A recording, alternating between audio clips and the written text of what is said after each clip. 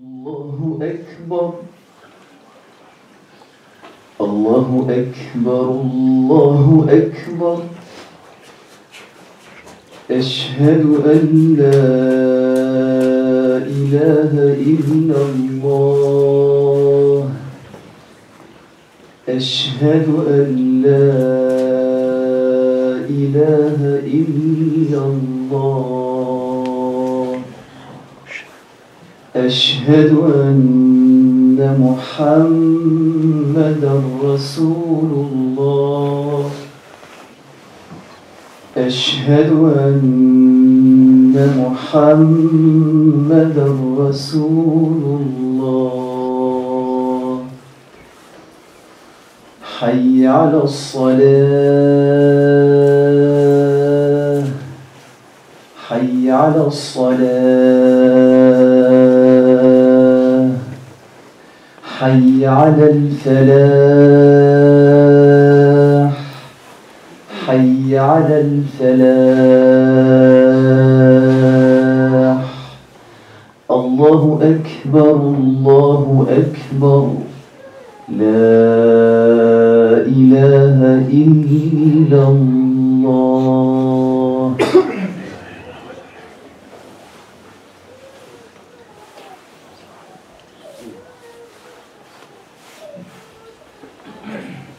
إن الحمد لله نحمده تعالى ونستهديه ونعوذ بالله من شرور أنفسنا ومن سيئات أعمالنا من يهده الله فلا مضل له ومن يضلل فلن تجد له وليا مرشدا أوصي نفسي وإياكم بتقوى الله يا أيها الذين آمنوا اتقوا الله حق تقاته اتقوا الله حق تقاته ولا تموتن إلا وأنتم مسلمون يا أيها الناس اتقوا ربكم الذي خلقكم من نفس واحدة وخلق منها زوجها وبث منهما رجالا كثيرا ونساء واتقوا الله الذي تساءلون به والأرحام إن الله كان عليكم رقيبا يا أيها الذين آمنوا اتقوا الله وقولوا قولا سديدا يصلح لكم أعمالكم ويغفر لكم ذنوبكم ومن يطع الله ورسوله فقد فاز فوزا عظيما ألا وإن خير الكلام كلام الله تعالى وخير الهدي هدي محمد صلى الله عليه وسلم وشر الأمور محدثاتها وكل محدثة بدعة وكل بدعة ضلالة وكل ضلالة وصاحبها في النار أعاذنا الله وإياكم منها وأشهد أن لا إله إلا الله وحده لا شريك له له الملك وله الحمد وهو على كل شيء قدير فهو الأول فليس قبله أحد وهو الآخر فليس بعده أحد وهو الظاهر فليس فوقه أحد وهو الباطن فليس دونه أحد وأشهد أن محمدا عبده ورسوله أشهد أنه قد بلغ الرسالة وأدى الأمانة ونصح الأمة وكشف الغمة وجاهد في الله حق جهاده حتى أتاه الله اليقين وصل اللهم وسلم عليه وعلى أصحابه وأزواجه وذريته ومن اقتفى أثره إلى يوم الدين اللهم آت أنفسنا تقواها وزكيها أنت خير من زكاها أنت وليها ومولاها ونسأل الله عز وجل الذي جمعنا في هذا المكان على طاعته أن يجمعنا في زمرة المصطفى صلى الله عليه وسلم وأن نشرب من يده الزكية الطيبة شربة ماء لا نظمأ بعدها أبدا طبتم وطاب ممشاكم وتبوأتم من الجنة منزلا أما بعد أحبة الإيمان دائما مع أشهد أن لا إله إلا الله وأشهد أن محمدا رسول الله ونحن في الجمعة الفائتة تكلمنا عن شروط المتابعة وبدأناها بالسبب وسوف نكمل اليوم كذلك في هذا الشرط السبب سبب العبادة كما قلنا حتى تكون العبادة مقبولة لابد لها من شرطين الإخلاص والمتابعة وشروط المتابعة قلنا 6 وهي السبب والجنس والكيفية والزمان والمكان والعدد وقلنا أول شرط وهو إيش؟ السبب اللي هو الموتيف. اليوم أو في هذه الأيام التي نعيشها هي أيام أعياد، ولكن أعياد لمن؟ هل هي أعيادنا؟ وقد قلنا في كثير من دروسنا أن العيد وهو فرح بعد عبادة مشروعة. العيد هو فرح بعد عبادة مشروعة. ومنا نحن من قال لا إله إلا الله محمد رسول الله يستعد لإحياء عيد ميلاد المسيح عليه السلام. ومنا من يشتري، ومنا من يبيع، ومنا من يشترك، ومنا من يركن أي يميل إلى أهل الضلالة وأهل الأهواء وأهل البدع. لماذا لا نحتفل؟ ولماذا يحتفلون؟ نحن أمة الإسلام إذا جاءت هذه الأيام نتذكر إيش؟ نتذكر مريم عليه السلام، نتذكر زكريا عليه السلام، نتذكر عيسى عليه السلام. نأخذ وقفات مع هذه الأسرة التي اصطفاها الله عز وجل على العالمين. نريد أن نربط الأخلاقيات التي بنيت عليها هذه الأسرة ونربطها بحياتنا حتى نكون بإذن الله عز وجل الصفوة، حتى نكون إيش؟ الصفوة. أحبة الإيمان، هذه الأيام التي بالنسبة للآخرين أعياد، نحن أمة الإسلام كما قال الحبيب صلى الله عليه وسلم: وإن لكل أمة عيد. ونحن أعيادنا معروفة، اثنين لا ثالث لهما: عيد الفطر وعيد الأضحى، وما دون ذلك فإنه ليس من هدي نبينا صلى الله عليه وسلم. أريد أن أكلمكم اليوم يا أحبة الإيمان أن الرب عز وجل قال لمحمد صلى الله عليه وسلم: ثم جعلناك على شريعة من الأمر فاتبعها ولا تتبع سبيل الذين لا يعلمون. ثم جعلناك على شريعة من الأمر فاتبعها ولا تتبع سبيل الذين لا يعلمون إنهم لن يغنوا عنك من الله شيئا. الآية. ما هي هذه الشريعة؟ هي صراط الله المستقيم. صراط الله المستقيم هذه الشريعة الواضحة الكاملة. وأنتم تعرفون أحبة الإيمان أكثر مني بأن نحن أمة إيش؟ أمة الوسط. ونحن أمة بارزة avec des signes bien distincts، يعني هي أمة لها معالم خاصة. فنحن نخالف الملل والنحل مخالفة أمر بها الحبيب صلى الله عليه وسلم، كمخالفة النبي صلى الله عليه وسلم لليهود عندما صاموا عاشوراء فصام التسوع، عندما أمرنا أننا نخالفهم أن نصبغ فهم لا يصبغون، حينما أمرنا أن نقوم بالسحور فإنهم لا يتسحرون، أمرنا أن نعجل الفطور فهم لا يفعلون ذلك، أمرنا أن نأكل باليمين فهم لا يأكلون باليمين، أمرنا أن نصلي بالخفاف فهم لا يصلون بالخفاف، أمرنا أن لا نجعل المقابر في مصلياتنا. فهذا كله مخالفة أهل الأهواء وأهل الضلال. أريد يا أحبة الإيمان أن أقف بعض الوقفات مع السيرة العطرة لأم مريم ولزكريا ولعيسى عليهم السلام على نبينا أزكى الصلاة والسلام. هذه المرأة أم مريم قالت: ربي إني نذرت لك ما في بطني محررا فتقبل مني. مرأة علمت بأن في بطنها جنين، فنذرت هذا الجنين لطاعة الواحد الأحد، لطاعة الله عز وجل. ما هو حالنا أحبة الإيمان؟ هل حالنا مثل حال أم مريم أن هذا الابن نقول بأن سوف نسخره لعبادة الله عز وجل، سوف نسخره لإعلاء كلمة الله عز وجل، سوف نسخره لطاعة الله عز وجل؟ هل هذا هو حالنا؟ أم حالنا في الإنجاب هو فقط مقاصد دنيوية، وألا نسخر هذا الولد لطاعة الواحد الأحد؟ فالسؤال مطروح، السؤال مطروح. هذه المرأة نذرت ما في بطنها لله، وهي كانت تظن بأنه ولد أي ذكر، فلما وضعتها إيش؟ أنثى، قالت ليس الذكر كالأنثى. وهذه نجيب على لا شرط، يعني لا شرط كيف يكون؟ بعض من الناس لا يفهمون ما معنى وليس الذكر كالأنثى.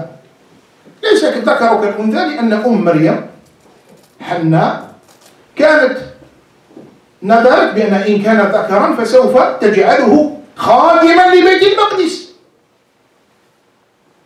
خادما، لأن في ذلك الزمان خدام بيت المقدس لهم جنس من الذكران ليسوا من الإناث، فهي وضعتها أنثى. هل أن الإنسان لم يفهم هذا التفسير وجئنا؟ هل الذكر كالأنثى؟ الذكر ليس كالأنثى. هل في سباق 100 متر هل الذكر أقوى من الأنثى أم الأنثى أقوى من الذكر؟ هل في كرة القدم هل الأنثى أعظم وتلعب أحسن من الذكر؟ هل من الناحية المورفولوجية هل الذكر كالأنثى؟ ولكن نحن في ديننا من ناحية الحقوق والواجبات فنحن سواء، ولهن مثل الذي عليهن بالمعروف. إذن كما قلت في جمعات عدة لا نريد لأحد أن يعلمنا كيف نتصرف مع نسائنا، فالدين والحمد لله رب العالمين قد بين ووضح بأنه لا فرق بين ذكر وأنثى إلا بتقوى الله عز وجل، إلا بتقوى الله عز وجل. كلما دخل عليها زكريا المحراب وجد عندها رزقا، لأن دعاء الأم طلبت من الله عز وجل أن يتقبلها قبولا حسنا، فتقبلها الله قبولا حسنا وأنبتها نباتا حسنا وكفلها زكريا. كيف الإنسان ينتقل من مكان إلى مكان؟ أنت لما تعلم مثلا بأن هناك شيخ من المشايخ عنده علم وبإمكانه أن يربي لك ابنك أحسن تربية، أين تذهب به؟ أين تذهب بهذا الابن؟ أتتركه معك أنت يا أيها التاجر؟ أنت حياتك كلها تجارة، أنت مشغول في تجارة، فتريد أن تبقى تاجر، ولكن في نفس الوقت تريد أن يتعلم هذا الابن ويصبح داعيا إلى الله عز وجل إماما، خاصة في هذه البلاد. ماذا تفعل؟ وتقول والله العظيم أنا سوف ابني هذا سوف أضعه مع شيخ من المشايخ يتعلم عليه أو يتعلم منه فيتربى تربية مرموقة. وهذه السنة قد غابت عنا يا أحبة الإيمان، فأصبح الإنسان يأخذ يده يضع فيش في الرياضة.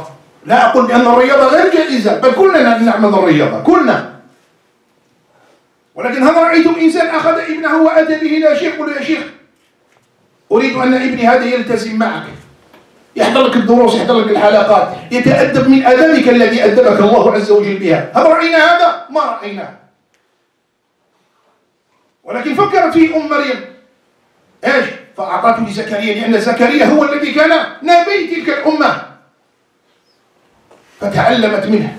ولكن زكريا تعلم من مريم، كيف؟ كلما دخل عليه زكريا المحراب وجد عندها رزقا، قال يا مريم أن لك هذا؟ قالت هو من عند الله إن الله يرزق من يشاء بغير حساب. كلما دخل عليها زكريا، إذا كان يدخل زكريا المحراب وينظر في مريم ماذا تصنع. هل نحن يا أحبة الإيمان يا من رزقنا الله عز وجل بالبنين، هل كل مرة ندخل ونرى هل أبنائنا صلوا؟ هل أبنائنا ذكروا الله؟ هل أبنائنا ماذا يفعلون في الفيسبوك؟ ماذا ينظرون في الانترنت؟ ماذا ينظرون في وسائل، هذه الوسائل اللي هي وسائل الخير، ولكن منهم من استعملها في الخير ومنهم من استعملها في الشر. منهم من استعمل هذه الوسائل في الخير ومنهم من استعملها في الشر. ومن يستعملها في الشر دائما سبحان الله العظيم ربك عز وجل يمهل ولا يهمل، يمهل ولا يهمل سبحان الله. أي أن الله عز وجل هل تظن بأنه إنسان يخليك كالذي كان يسرق في عهد عمر فقبض فأتي به إلى عمر الفاروق رضي الله تعالى عنه، فأمر عمر أن تقطع يده، فذلك الرجل قسم قال والله يا عمر ما سرقت، فقال عمر اجلدوه 30 جلدة، يقطعوا له يجلدوه 30 جلدة. قال لأنه كذب على الله. قالوا كيف؟ قال والله الله عز وجل ربك عز وجل ما يفضحك المرة الأولى، والله لن يفضحك الله عز وجل المرة الأولى، ولكن لما تتكرر 2 3 4 يفضحك ربي عز وجل. لأن سبحان الله لازم نعرف وعيبة الإيمان بأن الله لا يخدع، ربك عز وجل لا يخدع. كالمرأة التي اتصلت بنا عدة أيام وقالت يا شيخ والله دائما أنا أذهب للنوم وزوجي، أنا لما أنام زوجي يذهب إلى فأصبح هذا الزوج مدمن على رؤية العراة ورؤية الأفلام الخبيثة. هل كشفه الله عز وجل؟ ما كشفه الله عز وجل إلا بعد سنين. تنام عيناك وربك عز وجل، هل تنام عيناه التي لا تنام؟ هذا رب عز وجل يأخذه سنة ولا نوم؟ حاشا ولله، فإنه ينظر إليك بعينه التي لا تنام. لأنك عبد الله لازم تعرف بأن الله عز وجل حتى وإن أعطاك العقل بربكم كيف تفسرون أن إخوة يوسف يأتون وجاءوا على قميصه بدم كذب رغم أن القميص ليس مقطع وإنما ملطخ؟ كيف هذا الذئب الذي يأكل يوسف ولا يقطع ولا يقطع القميص؟ كيف خفي هذا عن إخوة يوسف؟ لأنك أنت هناك تلعب مع من؟ تلعب مع الله؟ هل تلعب مع الله؟ لا. لذلك فاحذر عبد الله، نحن نقول نقص عليك القصص تأخذ منها العبرة، وكل نقص عليك من أنباء الرسل ما نثبت به فؤادك. فكان زكريا هذا الرجل يمر على مريم ويجد عندها إيش؟ فاكهة الصيف في الشتاء وفاكهة الشتاء في الصيف. هل نحن نندهش؟ هل الإنسان المؤمن يندهش؟ هذه قدرة الله عز وجل، فهو القادر على كل شيء. ولو جئنا اليوم صح ولا لا؟ فنحن لدينا إيش؟ فاكهة الشتاء التي تنتج في الصيف وفاكهة الصيف التي تنتج في الشتاء. فلو قيل في ذاك الزمان هذا الأمر لم يصدق، صح ولا لا؟ لا يصدق. فلما صعد عمر بن الخطاب فوق المنبر وقالوا يا سارية الجبل، وهو ينظر بأن الجيش سوف يضرب سارية، لو أتينا اليوم بالتلفاز وقلنا بأن هناك إعصار في الفلبين ونحن ننظر إليه الآن، قضية الإسراء والمعراج، النبي صلى الله عليه وسلم ما كان يعرف كم من باب في القدس في مسجد الأقصى، فجبريل جاب له الصورة ورآها. هل هذا أمر عجيب بالنسبة للإنسان المسلم؟ ليس بالعجيب، ليس بالعجيب. مريم عليه السلام،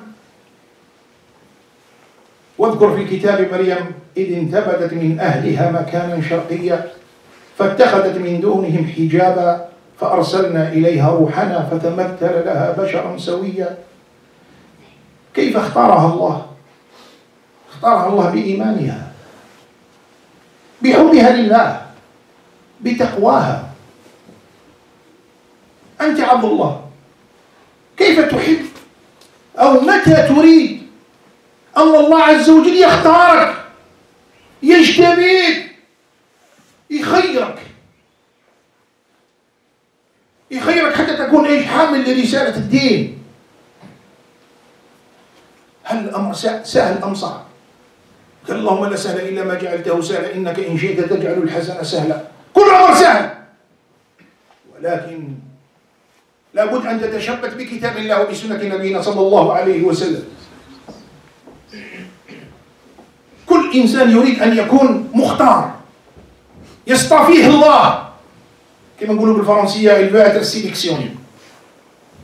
هاو ربي عز وجل يقسم ثمان مرات. الله عز وجل يقسم والشمس وضحاها والقمر إذا تلاها والنهار إذا جلاها والليل إذا يغشاها والسماء وما بناها والأرض وما طحاها ونفس وما سواها فألهمها فجورها وتقواها.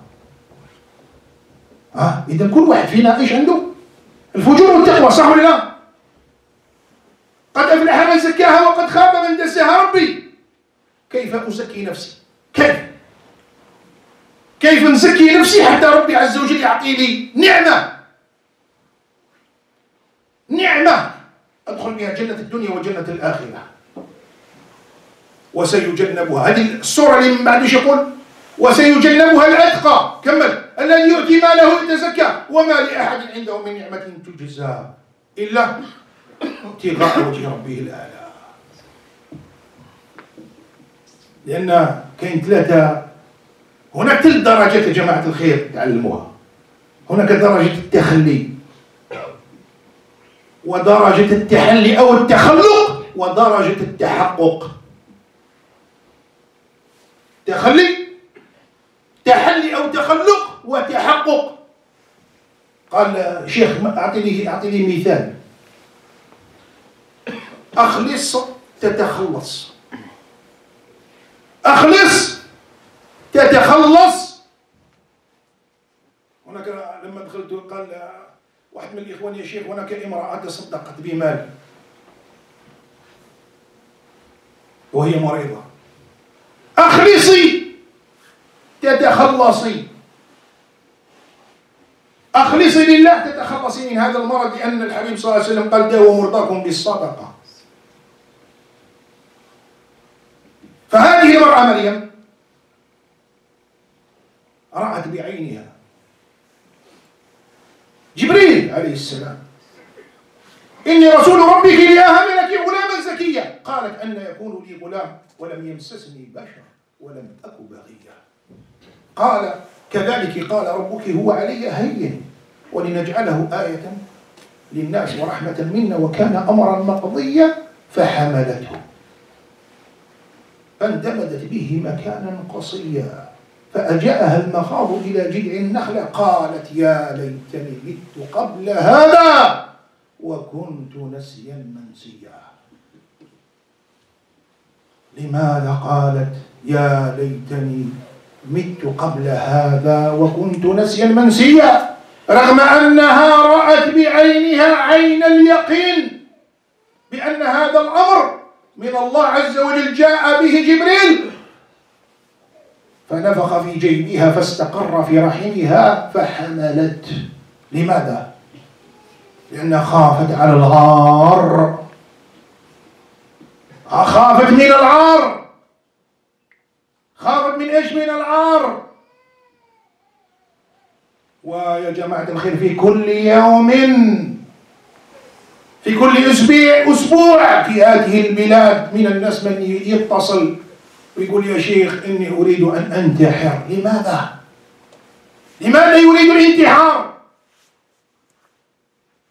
لأنه كشف بأن زوجته قد خانته، بأن ابنته قد حملت من كافر في هذه البلاد. أصون عرضي بالمال لا أدنسه، لا بارك الله بالمال بعد دنسة العرض.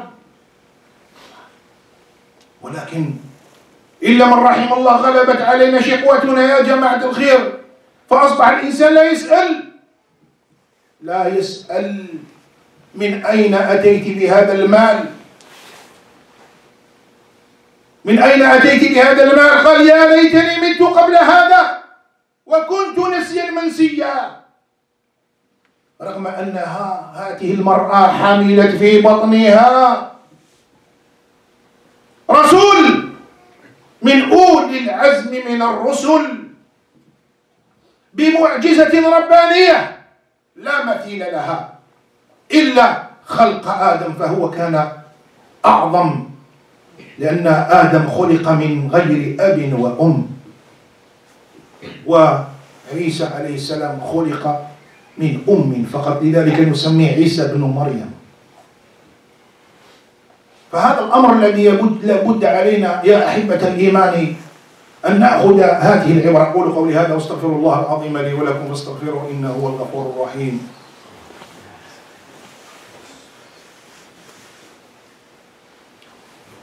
الحمد لله وكفى، والصلاة والسلام على الحبيب المصطفى صلى الله عليه وسلم. تقدموا شيء يا جماعة الخير، اليوم نستسمحكم، راك تشوفوا راكم اللي طلبوا. كاين ايش؟ كاين الاشغال في المسجد، الاشغال المسجد عندها فلوسكم ما ضاعوش يا جماعه.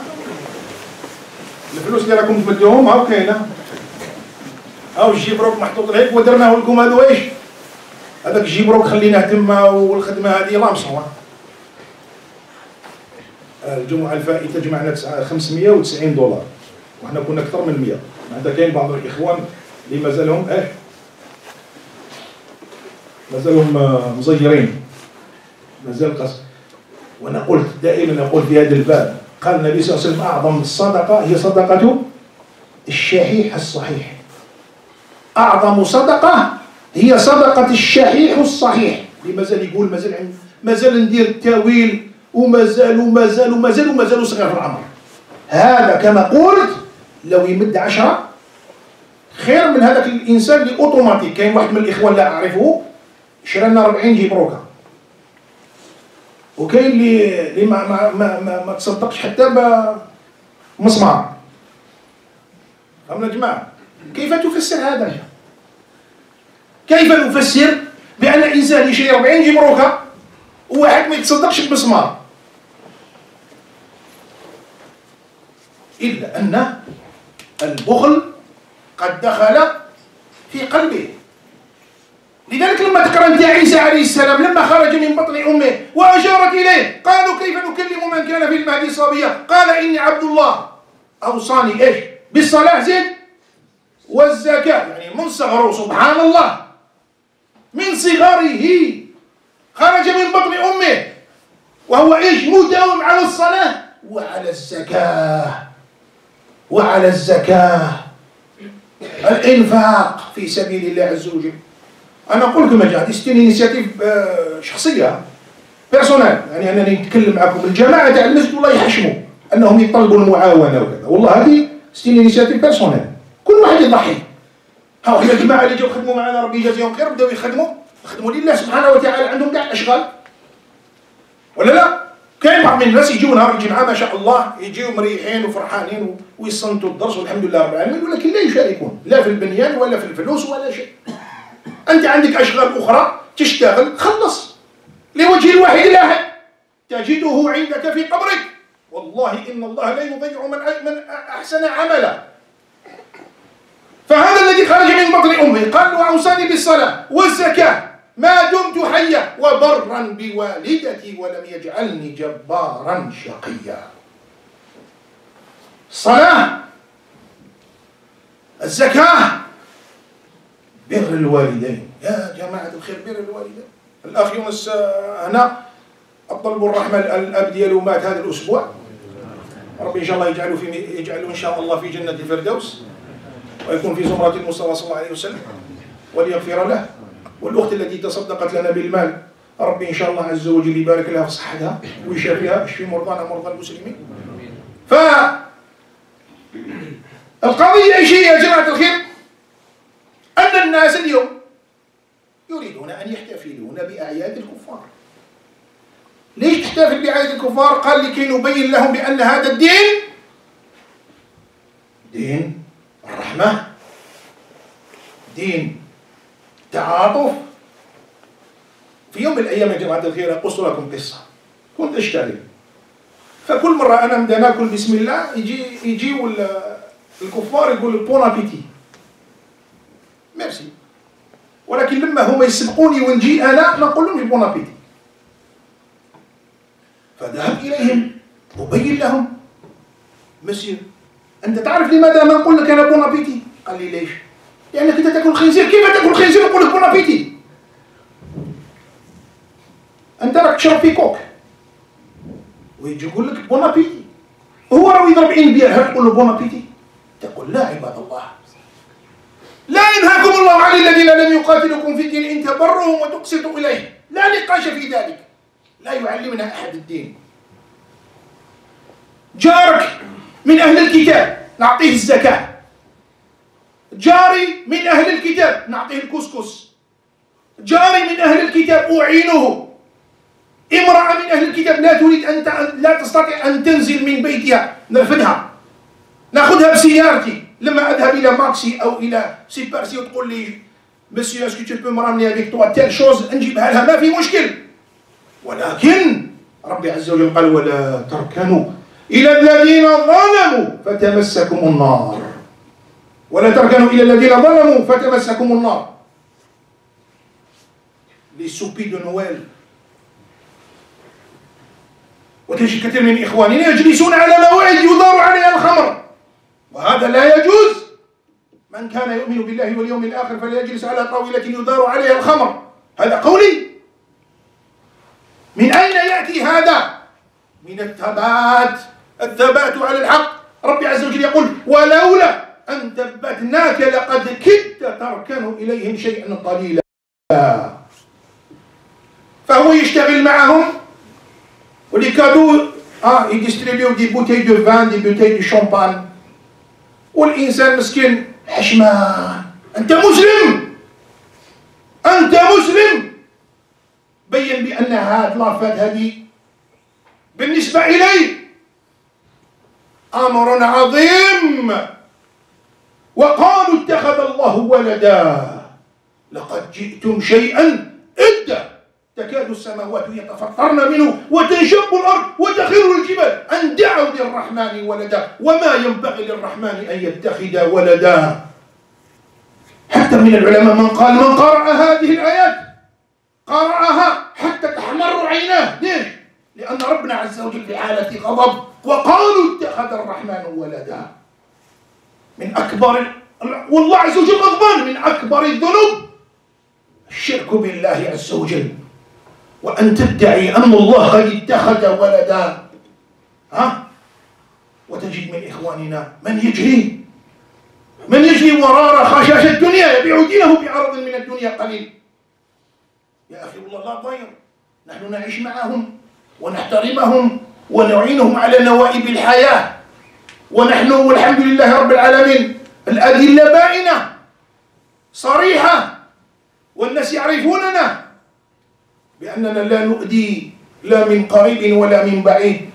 ولكن أنت تقوم بحفل كفري وجب علي أن لا أقف معك في هذا الباب. أنت هذا الحفل الذي تقوم به يغضب الله عز وجل، يغضب الرب عز وجل. لا ضير. ايش هو المشكلة؟ كما قلت لإخواني ايش هو المشكلة؟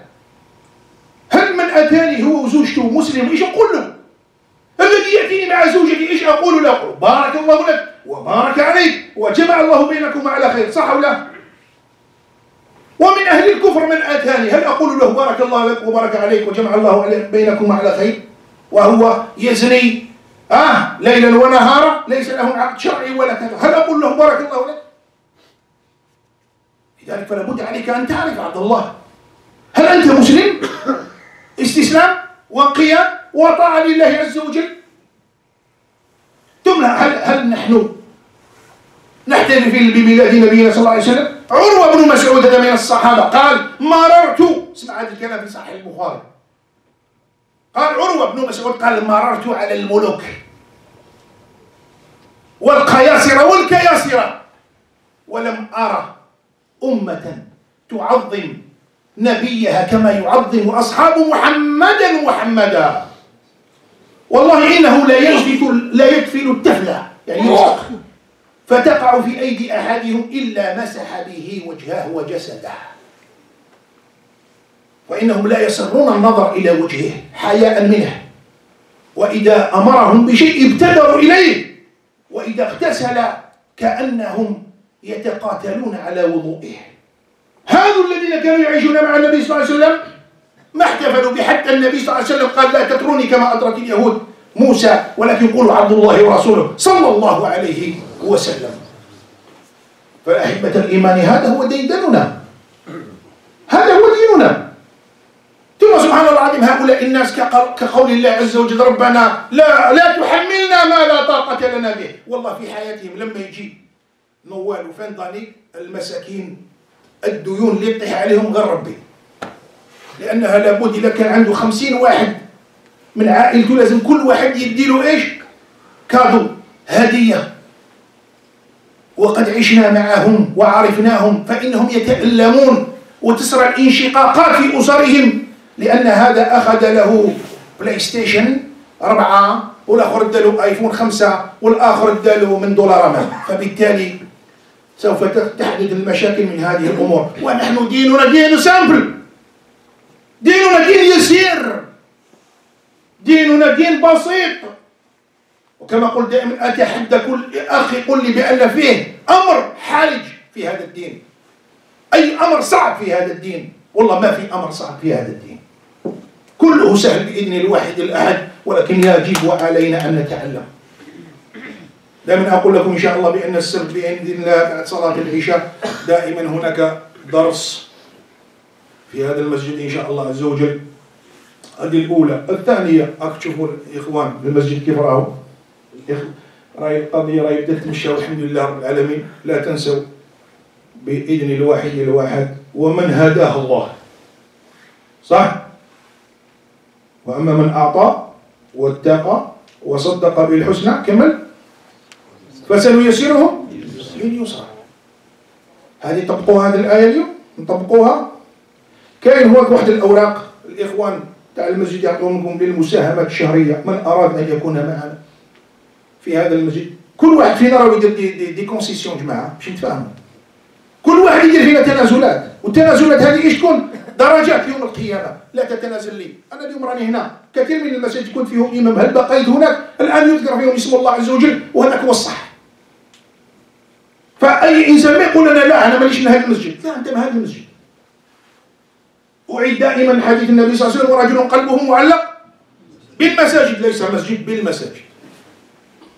فأنا يا جماعة فأعينونا إن شاء الله عز وجل، ما نحبوا نخليوا اللعب على 1 أو 2 أو 3. فهم؟ أنا أقول بأن لو المسجد يكونوا فيه 50 يشاركوا في هذا المسجد إن شاء الله عز وجل كل أمور تكون سهلة بإذن الواحد الأحد. والله لا ضير، ما نقص من مال أحدكم صدقة، سهلة القضية. فنتعاون على البر والتقوى. وتشوف يا جماعة الخير سوف ترون كيف تكون راحة الأجساد وراحة القلوب. ما يزعجني هو أننا اليوم لم نصل إلى أننا في مسجد يحل مشاكل الأمة. يعني وحدة إن كيبيكواس كونفيرت اتصلت بي هذا الأسبوع كيف أن رجلها أراد أن يقضي عليها لأنه ممكن شرب خمر، فلم تجد إلى من تشتكي، لم تجد إلى من تشتكي، فهي أصبحت محترة. كيف تفعل مع إنسان عاصي وهي قد لبست الحجاب وولدت معه أبناء، وهي كانت تظن بأن هذا الدين هو حل المشاكل، وفي الأخير مسكينة هذه تسكن في بروسار، المسكينة لم تجد واحد من المؤمنين يساندها في هذا الأمر. ليش ما نفكروا أننا في يوم من الأيام المساجد هي التي تحمل؟ ليش سبحان الله لماذا الكنائس الآن يتهموا إليها المسلمين يجيبوا له باني دي نوال والمأكولات والمشروبات، ونحن كمسلمين قوة عندنا فلوس. يكذب اللي يقول ما عندك فلوس.